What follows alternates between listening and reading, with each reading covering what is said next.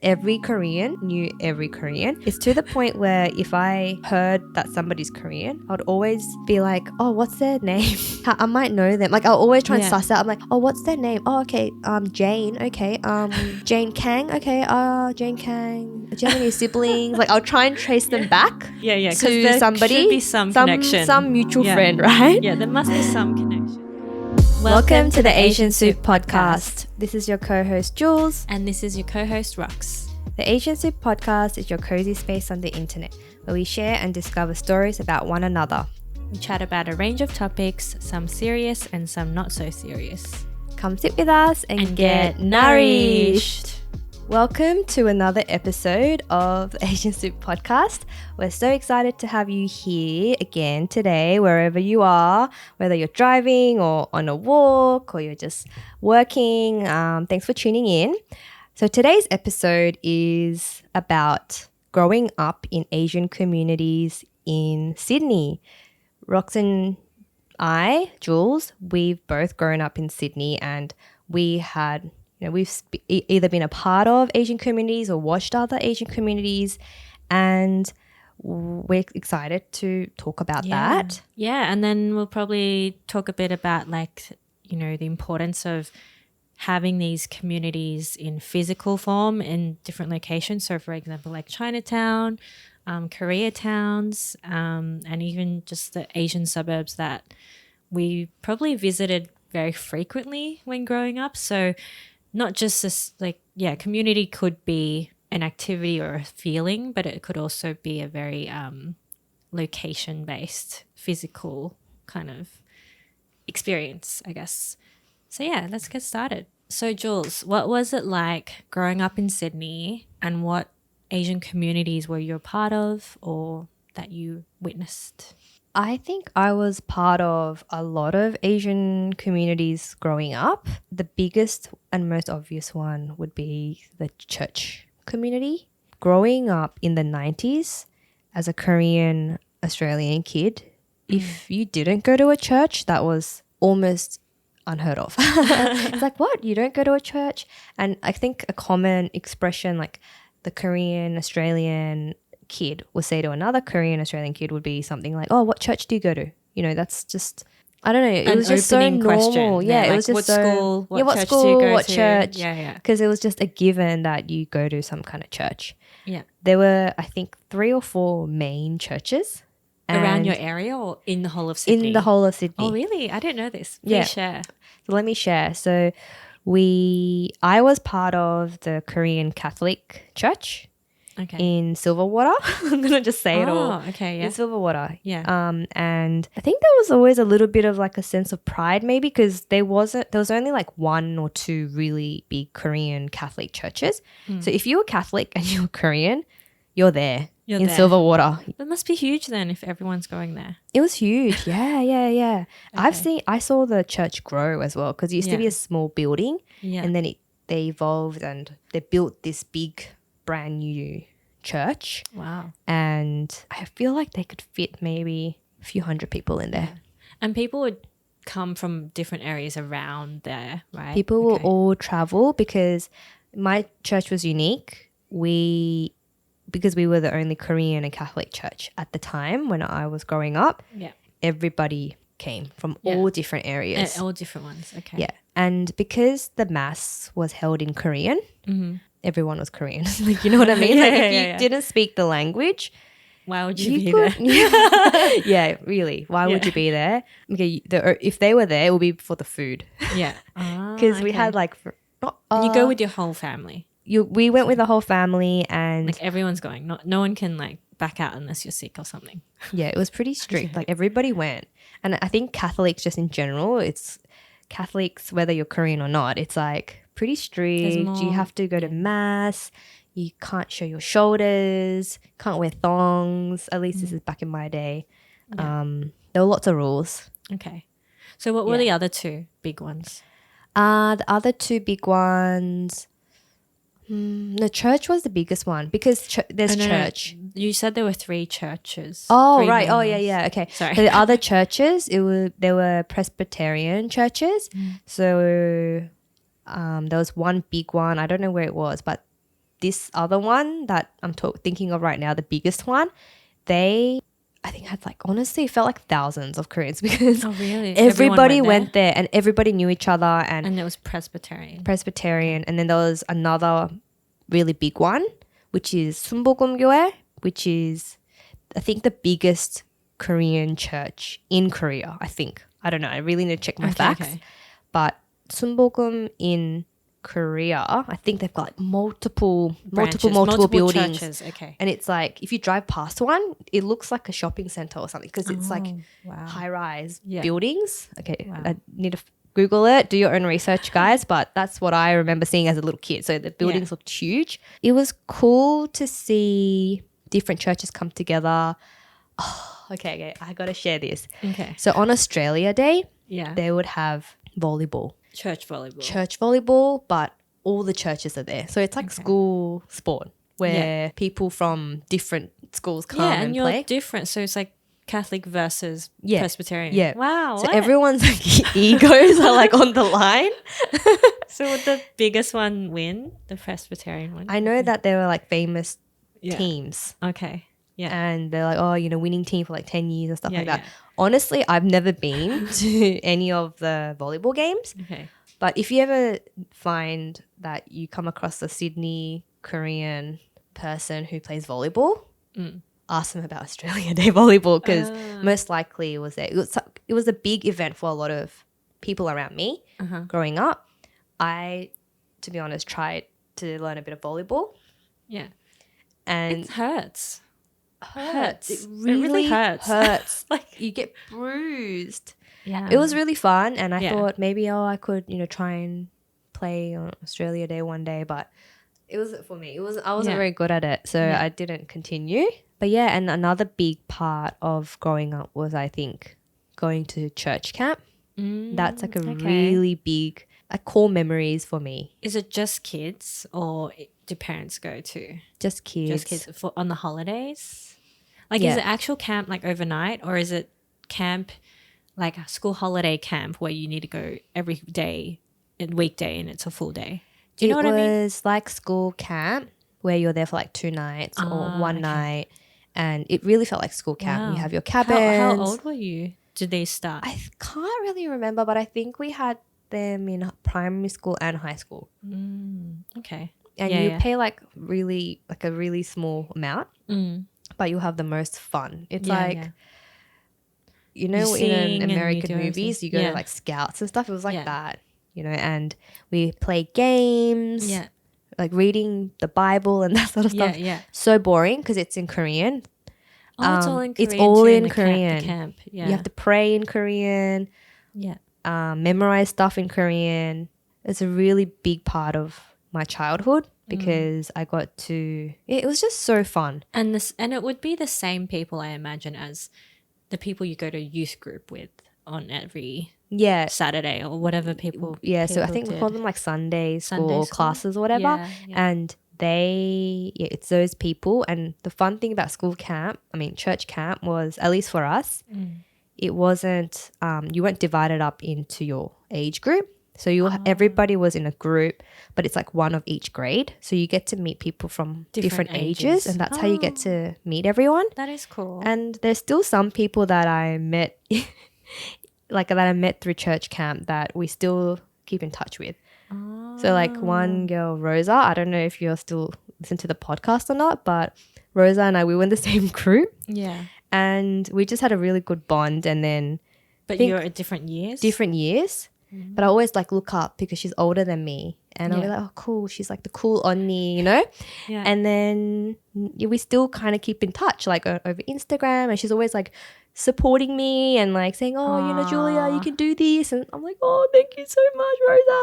But yeah, you can make some really cool relationships like that, and we would laugh about those days at church camp. Yeah, and the church camps were just so well organized because they were just really fun, and it was teachers and people who were doing volunteer work that will put games together.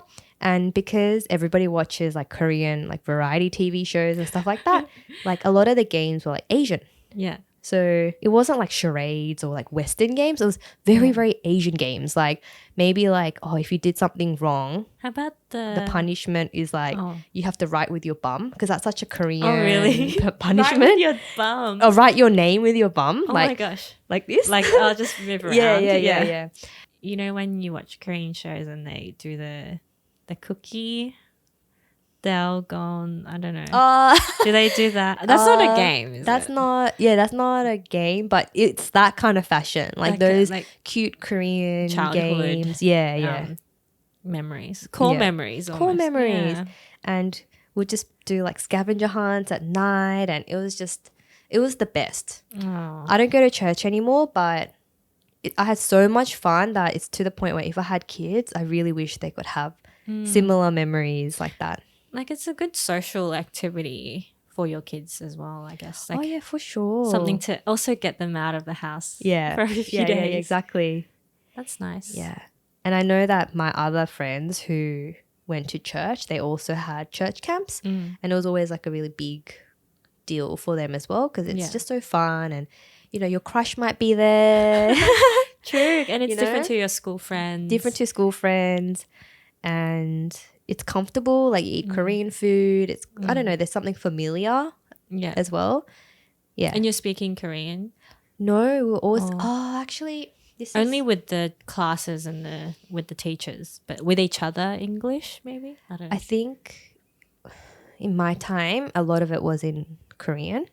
So the teachers try to speak in Korean to us, and we would speak to them in English. And some of them would mix, but during my time as a student, everyone spoke more Korean. But I know that it evolved over time. So some of my friends who eventually became teachers themselves, they just all spoke in English. Oh, and they run these camps as well. Yeah, because it was very strictly Korean, but over time, you can't help it. Like the Korean language gets a little bit lost along the way. Right, with like the second generation or whatever. Yeah. Okay. Yeah. But my mom actually called me just the other day. And do you know Holy Communions? Like when you're Catholic, you got to do the Holy Communion. And there's this one photo of me where I'm like standing in a white dress. I remember that photo. Oh, do you know that photo? You shared that with me. I think it was yeah. Anyways, that photo. So cute. There's a priest next to me, and I'm like a 6 or 7-year-old kid in that photo. And that priest apparently came back to church. So my mum still goes to the church that I used to go to. Yeah. And that priest in that photo when I was a kid, he came last week and to visit because he's retired now. As a guest, as a special guest. And my mum said she almost cried because we still have that photo of him and we always see him, and then seeing him now. But she said he didn't look that much older actually. Yeah. Wow. He must be keeping healthy. But the church community is really important to, I think, immigrants like my mum and my dad, you know, because it was a source of comfort, and, you know, that was like, what do you call it? Like it's what grounded them, but also made them feel safe, I think. Yeah. I'm speaking for them. Like, not safe, they were with but their people. Like that's their the community. Tradition. It's their community. They go every week. Yeah. So they both still go every week, or mainly your mum? I think my mum's pretty consistent. My dad, not as consistent, but my mum still does like volunteer work, like cooking. You know, with her there's a big kitchen, and there's like a bunch of ladies who cook. As volunteer work, so they cook like big pots of Korean soup, big pots of Korean rice. Yeah. And she does that. She does like Bible reading like at the front. It's like a business. Like it's actually like a really well run business in my eyes, because it's very smooth. Like They've got processes. Non-for-profit, but so I know the Korean church community is really strong. Like I'm not Korean background, but looking at it, I'm like, it feels like a lot of Korean friends I've had growing up in Sydney were also at some Korean church or grew up in that environment. So yeah, it feels like it's a very common thing. Apart from church, was there anything else, or was it always kind of like based around, kind of stemmed from church, like those activities and those community things? Yeah, I think because church was so big, Yeah. we had sub things that came out of that. So I went to Korean school on Saturdays where you learn like the Korean language. I remember like from 9 a.m. to 12 p.m. We'll go in, you get homework every week and do the classes. And that was run by my church as well. Yeah. So the church will offer things like this. And like my grandma, she would go to like her little groups organized by the church as well. Yeah. So all, her grandma friends can go in and do activities. That's nice. It's not always like church related. It might be something fun as well, like a fun activity like line dancing or something. I don't know. Yeah, But I think those two are the churches main ones. Like churches in general do a lot of other things for the community. Like the church, I feel like in general they're there to serve the community, right? Like that's the idea anyway. So But yeah, I remember when I met some Korean Americans and I saw the same sort of thing, like the Korean church community and then the volleyball thing as well. yeah. Like they play volleyball as well. I was like, oh, Yeah. okay, it must be a Korean. Maybe Koreans just love volleyball or something. Yeah, maybe. But I thought that was really fascinating. Like, how can it be so similar in another America? country. Yeah. And I think it's just because the church communities were so strong in Korea when our parents started immigrating. It's definitely changed Maybe now. they actually liked volleyball in Korea. I think it is. Like, Korea loves soccer, volleyball, And it's an baseball. easier sport to set up. Like, it's not that huge. Yeah. You don't need a huge field, I don't know. It's You don't need a basketball court. that's true. I don't know, just thinking of why. Yeah. But yeah, it's not like you're playing Aussie rules though, like as a Korean church, you're not playing It's AFL universal. or NRL or something. Yeah, it's like a universal sport. Anyone can play anywhere. Yeah, I think that I hope I covered everything, but I think that's everything. I just feel like I really walked down memory lane because I haven't gone to church for a really long time. Yeah. And I think I stopped going from university. Yeah. And when you were rebellious. When my rebellious days, I'm like, no more church. Because it's a big commitment going every week. It's huge. And yeah, I think it's nice to see my mum continuing to go. And I'm really grateful that I was part of that community growing up. I think I had a lot of opportunities through the church. And I see this not just in the Korean community, but church communities like everywhere. Like you get to play music, you get to sing, you get to show some grow some talents through the church where they you play an instrument and perform. Where else do you really get the opportunity to do that outside of work and school hours, right? Like to perform in front of a group of people without starting your own band. Everything's there. Equipment's all there, the stages are there, there's annual events, so there's always something for you to try. So in that aspect, I think it's always been a good experience for me.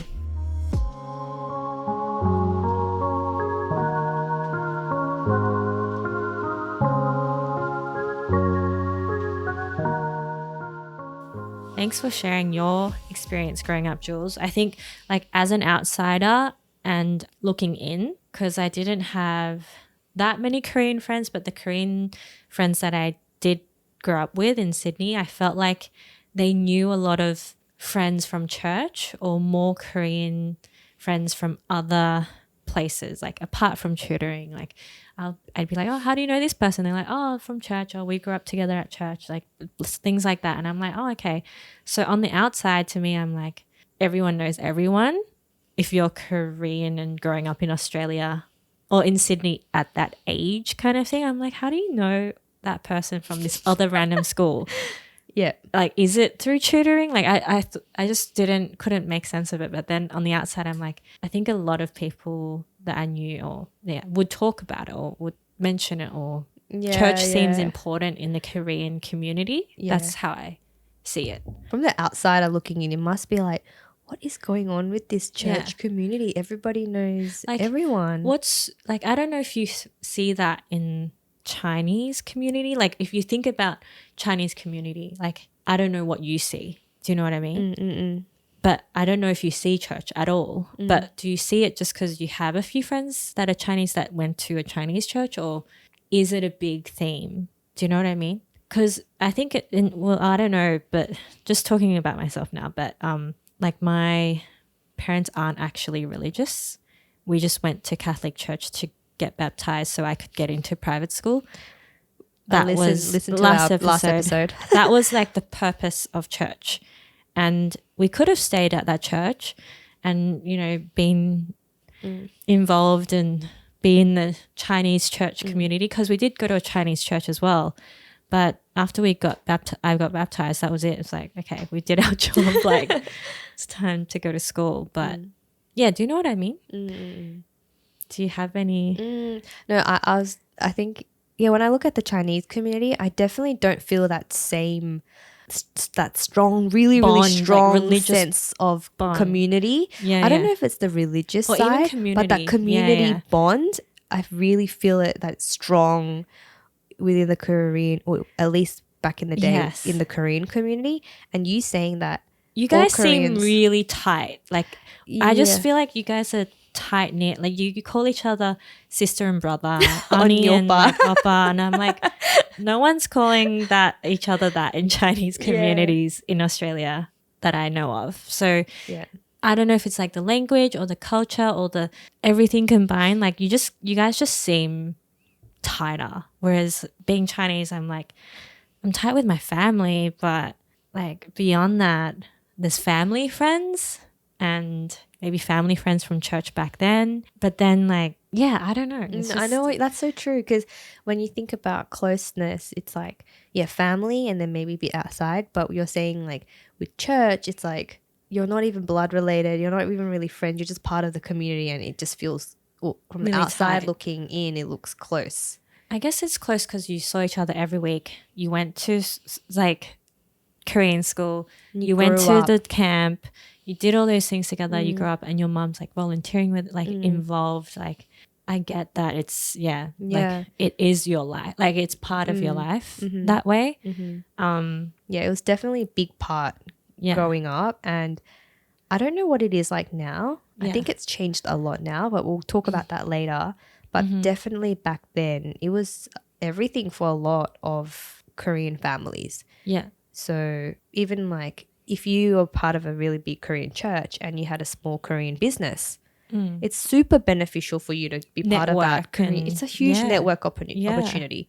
You know what I mean? Yeah. So it was not just a community for fun, but it was like your livelihood. Yeah. It was everything. Your friends. Who you know. Yeah. And a lot of people met their significant other there. Your other family, cousins, you know, all go there. So it was really, really, really huge. And it was, you know, there's pros and cons, but I think it was a crucial part of your upbringing. My upbringing, but also the development of the Asian community, at least part of it within Sydney.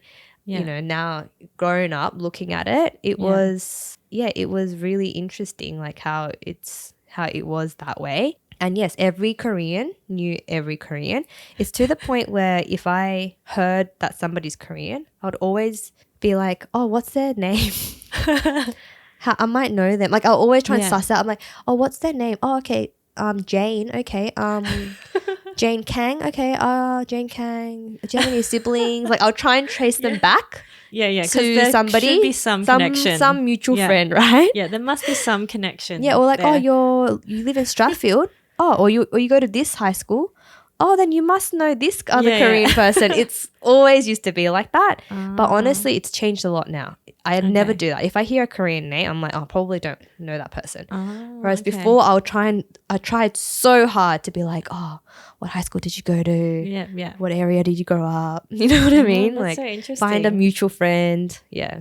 So I think what you saw and observed is quite on point from my opinion, and it's interesting to hear that you I think because I also grew up in a very Korean suburb, known to be Korean suburb, like with my school there and everything, like maybe, I don't know, and I went to tutoring and met people, so, and a lot of tutoring places are owned by Koreans, so there's a lot of Korean students there as well. Well, let's talk about that suburb in a little bit. Yeah. Hold that thought about growing up in a Korean suburb, because I actually didn't know that, but we Yeah. can talk about it in the next section. I just wanted to point out like the suburbs and why we mention those out loud, or like why that's important, is they're actually like the physical result of Asian communities and Asian immigrants or communities that actually build businesses at these certain suburbs, or like, you know, live their lives around these areas and go grocery shopping at these areas and eat at these places or meet with their friends at these places. It's like that's the place you can go to have a sense of your motherland and your home and your own culture. So yeah, I feel like that's really important too. It's not like we grew up in one place where there was only one Chinese restaurant or something, which I feel is really sad, but there could be other good things about that place. But it's just I feel like it's just so nice to be able to be close to things that remind you of your own culture and where you came from. So I feel like that's in itself a sense of community in a way, even though it's not like for a group or like an activity. It's more like the location. Yeah, for sure. Like even when we like the vibes. Yeah. Yeah. Like even walking through, Rox and I, we walk through one of the suburbs we listed, a very Asian suburb tonight. Yeah. And you can feel it. Yeah. The energy's different. Like it feels like you're kind of in Asia, but you're not. Like everyone's speaking English, and you can smell the Korean food, Korean language signs, everywhere. Yeah. Menus and but just getting us, what do we get? We got a little ice cream after. Like a Korean ice cream. We saw other people doing it. Well, Rox was like, hey, I just saw 4 people eating a Korean ice cream. Like, should we do that? Yeah. We need to get one. Yeah, so just, wanted to point that out. But. Yeah.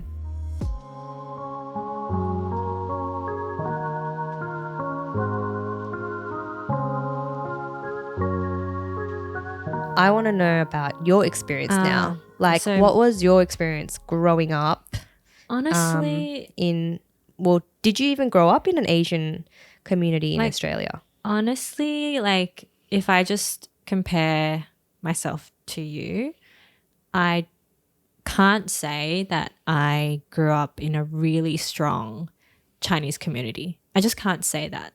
But I do feel like I grew up in a very Chinese culture and environment with my parents and what we ate and like where we went and like how I grew up and language spoken at home, watching, you know, TVB, Hong Kong soap operas or dramas. Like, but in terms of community, like, yeah, we like went to church just for, as I said, just for the certificate. And apart from that, what other community things did we do? I mean, I personally wasn't in any Chinese community, but the only thing that I can think of is my mum joining and being part of a Chinese community in a way, because there was this place called Chinese Australian Social Society Services or something like that. It's called CASS, and they've been around for ages. And the thing is, they're not, it's just like a non-religious group,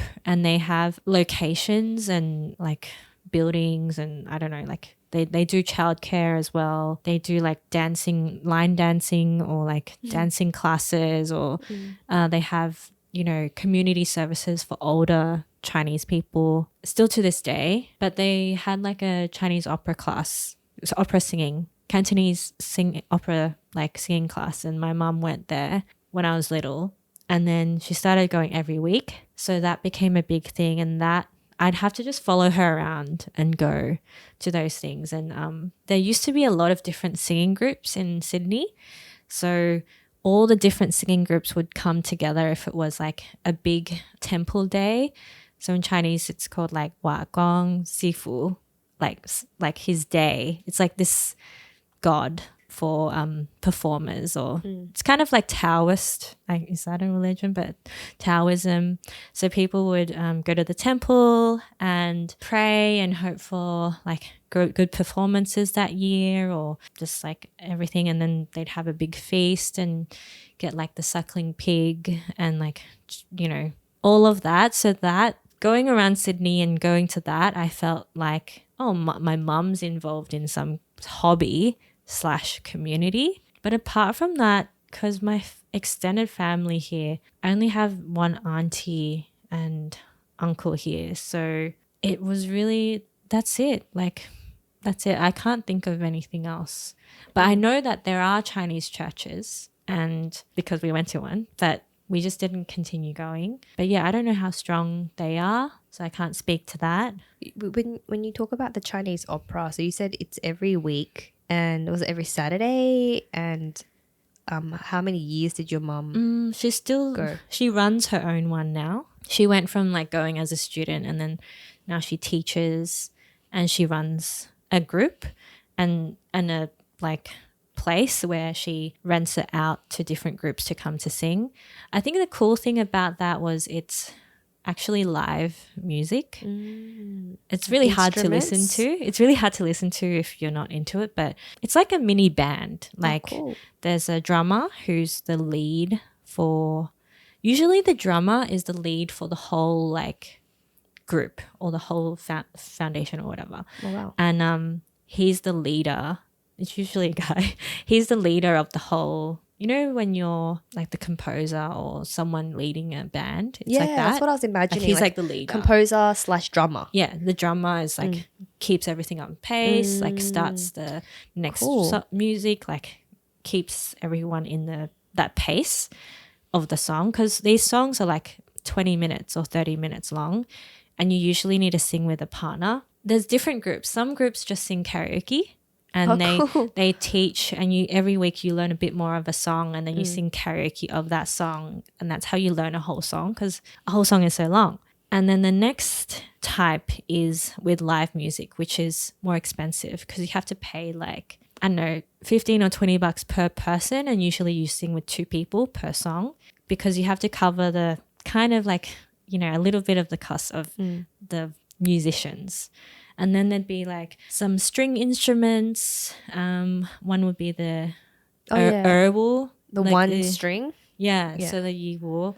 And then there's another one which I really like. It's like 2 sticks like this. And they remind me of like grasshoppers. But the person that plays it, it's like, I don't know, there's lots of strings. And it just kind of bounces off those strings. Oh, it's kind of like a xylophone but strings. Yeah, but it sounds really pretty. And then, yeah, there's like a lot of different instruments like that. You have to like it though. Like you have to like Cantonese opera to be into it. And it right now it's really dying out, sadly. Like there's not many people still doing it. A lot of those groups that I grew up with, they've closed down, or the people are getting really old now, or they've stopped, or sadly like they've passed away.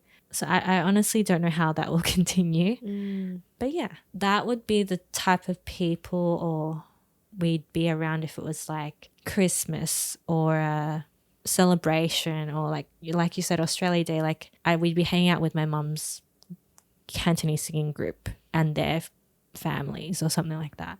So that was my childhood. Yeah. So it wasn't like you're being dragged to those things. Yeah. So you saw adults doing stuff. It wasn't like you had people your age. There were hardly any other kids, because a lot of those people were a little bit older than my mum, and then their kids were a little bit older. So I met like a few kids, but very little, because it wasn't an activity for kids. I was just there because my mum was dragging me there. Yeah, that's all I have to say about community. So I didn't feel a strong community, but I felt like I still felt like connected to my Chinese identity, not because of Cantonese opera, but just because of everything else. Yeah. Yeah, so Rox, you mentioned that you grew up in a Korean community. Korean very Korean dense suburb. Yeah. You don't have to share which suburb it is, but what was that like? And how did you know it was a Korean heavy suburb? I mean, I didn't live there the whole time, but my school was smack bang in the center of that suburb.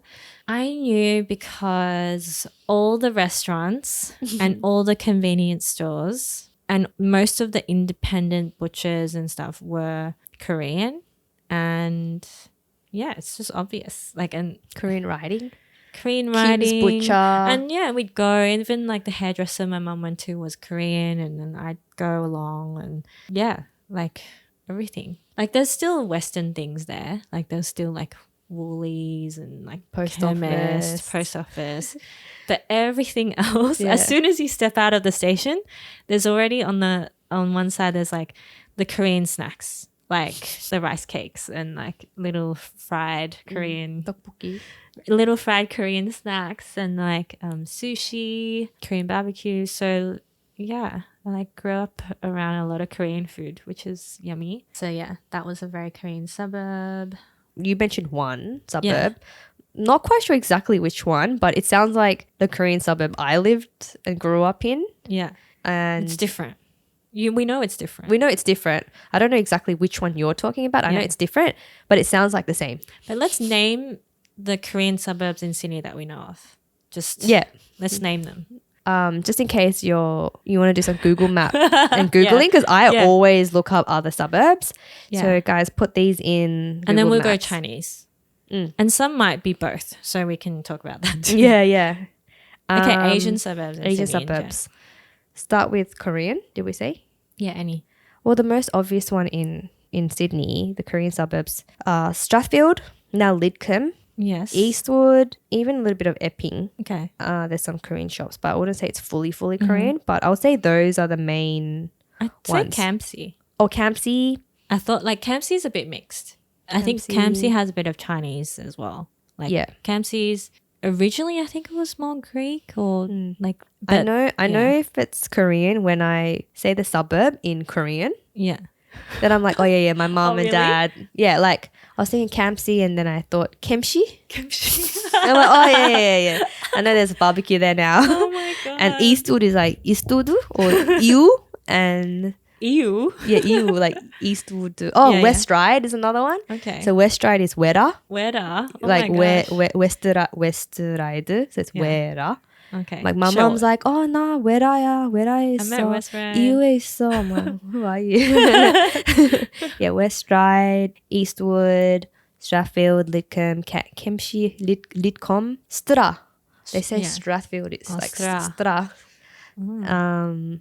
Yeah, I think they're the main ones. I'm sure we've missed Okay. some. Obviously, there's a city as well. City has Koreatown. Town. Yeah. and then Which was only recently established, Recent, which is yeah. kind of like, what the hell? Why wasn't this done like 20 years ago? yeah, I know. But even Eastwood is Oh, Koreatown. Koreatown. Yeah. Yeah. And there's a street sign. I don't know if you've seen it, but it's hashtag no racism here or something like that, which is I've seen interesting. that in a few places. Okay, that that's hashtag. cool. Yeah, what about Chinese suburbs? I mean, I think Chinatown, starts in Chinatown. I think the Like interesting, Haymarket area. interesting thing about Chinatown is that a lot of other Asian towns around it, like there's always the streets like the Thai street. Oh, yeah. And then there's also like the Koreatown area that stemmed from like, I don't know, it's just like an Asian base, I feel, In that the area. the city? Yeah. Yeah, yeah. Do you know what I mean? Chinatown is the OG. OG, but then there's And other things then- that came out of that. Yeah, so the Koreans are probably like, oh, the Chinatown's here. Let's Yeah. set up next we're, to we're them. close. Do you know what I mean? Like yeah.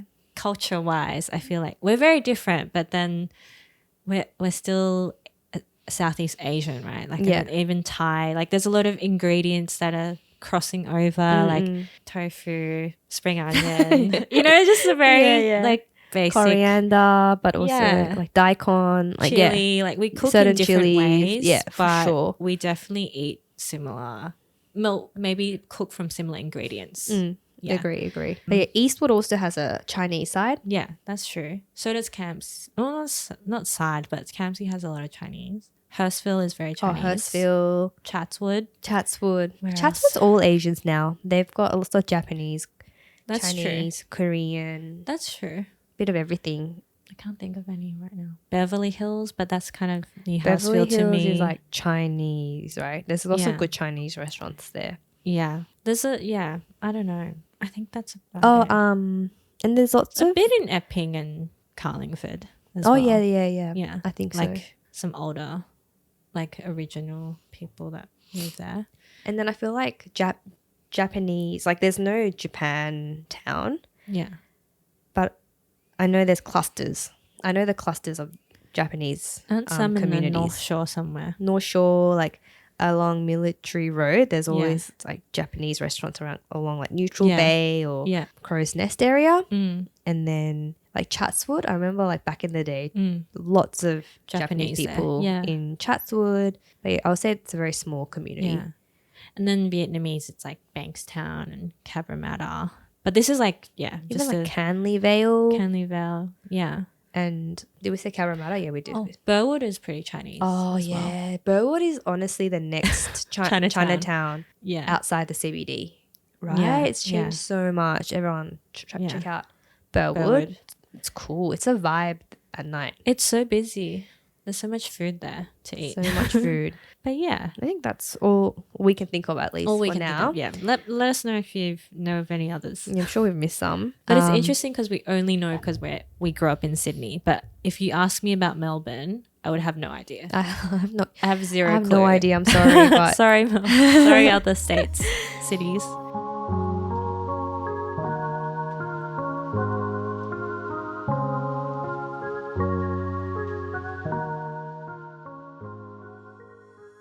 Cool. So we went through like our, growing up in Sydney and what kind of communities we felt like we were a part of, and, these Asian suburbs that we'd always visit for food and meeting with friends and family. What do you think the future looks like for like the landscape of what community will feel like if, say you have a child and they're born here and they're maybe not as, I don't know, it's just, what do you think about the future of the sense of community?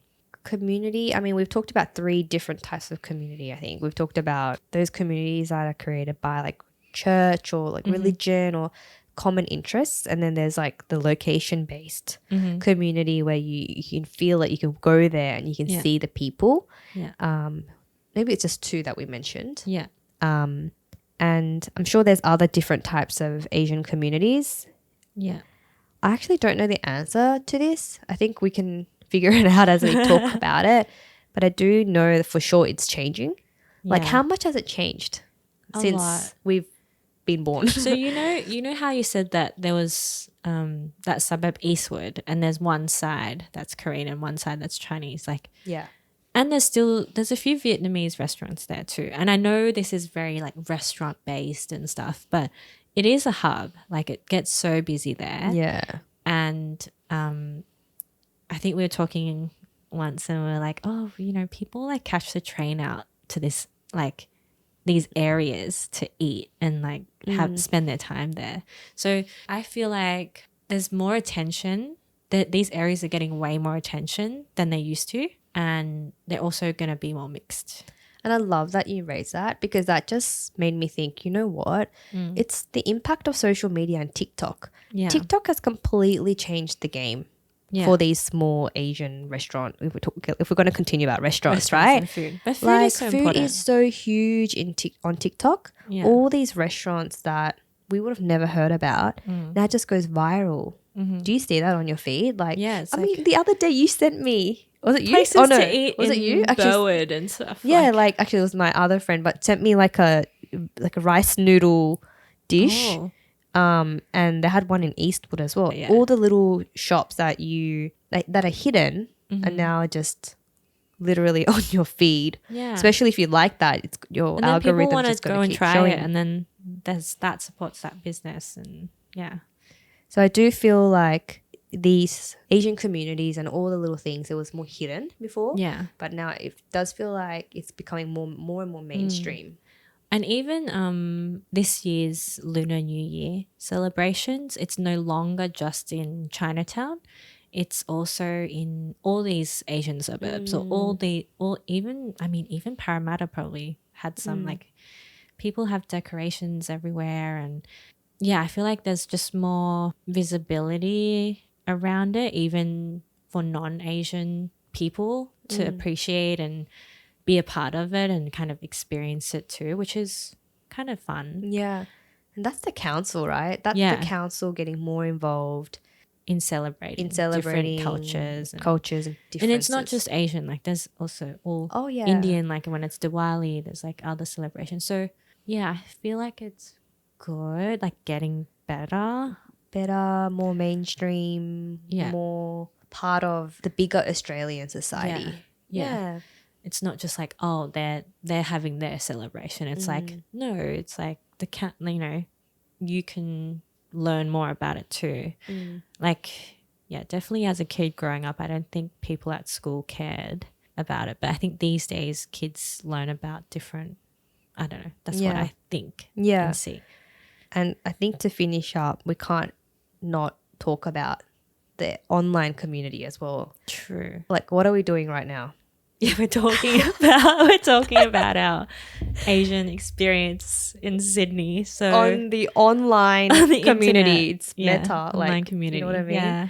So I think it's changing, and even like since we started this podcast, there's so much out there. Like there's so much more content that's relatable to all cultures. And if I'm going to speak specifically for myself, I see so much more relatable content at my fingertips now. Yeah. You know? So, okay, if I had to make a prediction, it's going to be that we're all going to become the same. Maybe. You know what I worry though, like, is because we're kind of the second generation or first generation, and our parents are the ones that know more of those traditions and more of those practices in certain cultural things, like even recipes, right? I don't know. And even Cantonese opera, like I think it's just some things are just going to dilute even our language. Like it's just going to be a bit more diluted, sadly, but then hopefully there'll still be some things that stay or some things that get stronger as well. Yeah, I know what you mean. We just have to rely on our mother countries to retain retain the Asian languages. Yeah. But in the Western countries, it's hard. It's hard. Yeah. With each generation. Totally. Cool. Well, hope you enjoyed that episode, and tell us how it's like where you are from or where you live. Maybe it's different there. And hopefully we'll see you next time. Thanks for listening, and I'll see you guys in the next episode. Bye. Bye.